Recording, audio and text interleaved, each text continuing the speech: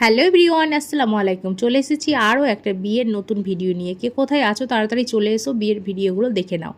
এটা হচ্ছে আমার দিদির বাড়ির বড় বউ, তো সে খাওয়াচ্ছে ছোট দেওরকে।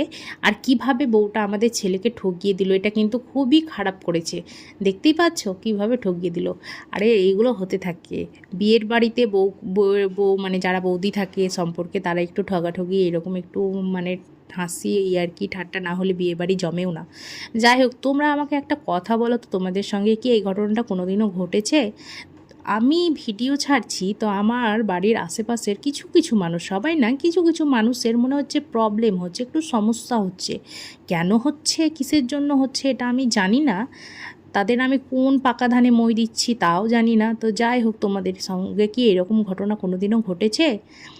তাদের এত প্রবলেম কেন হচ্ছে আল্লাহ জানে।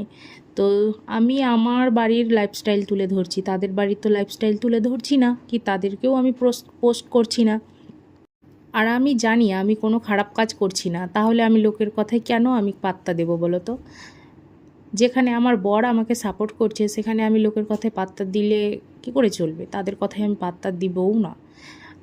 জিরো থেকে শুরু করে 2 বছরে আমি মোটামুটি 2,500 মতন 3,000 হতে চলেছে আমার চ্যানেলের সাবস্ক্রাইবার।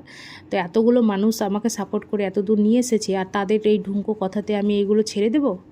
কোনো দিনও না, আমি ছাড়বও না। আর আমি যে টাকার জন্য একদম লোভে ভিডিও করছি সেটাও না। এটা আমার একদম মানে কি বলবো, ভালো লাগা থেকে ভিডিও ছাড়া।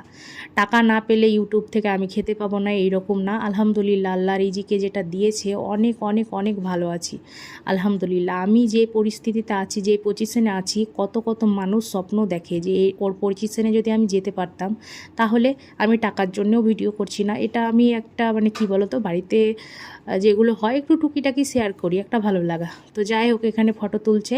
তো লাস্ট ফিনিশনে ক্যামেরাম্যান বলছে যে গান্ধীজি উল্টো হয়ে আছে। ছোট ভাইকে পয়সা দিয়েছে 5,000 টাকা, তো বলছে যে ভাই আমাকে আবার পয়সাটা ঘুরিয়ে দিস। তাই আমাদের ছেলে বলছে তুই ঘুরিয়ে নিবি তো আবার দিলি কেন? একটা ভালো ফটো তোলার পেছনের কাহিনীটা খুবই কষ্টকর, তাই না? এই যে ক্যামেরাম্যানের অবস্থাটা একবার দেখো, কোথায় কোথায় না বসছে আর ছবি তুলছে।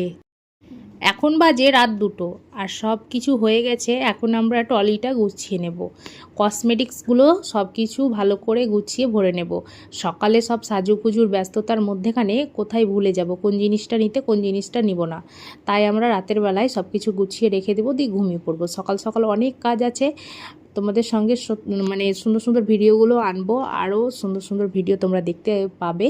তো এখানে দেখতে পাচ্ছ এই ট্রলিটাতে শুধু নিয়েছি 2টো শাড়ি আর সমস্ত মানে কসমেটিক্স, শ্যাম্পু থেকে শুরু করে তত্ত্বে যে আজ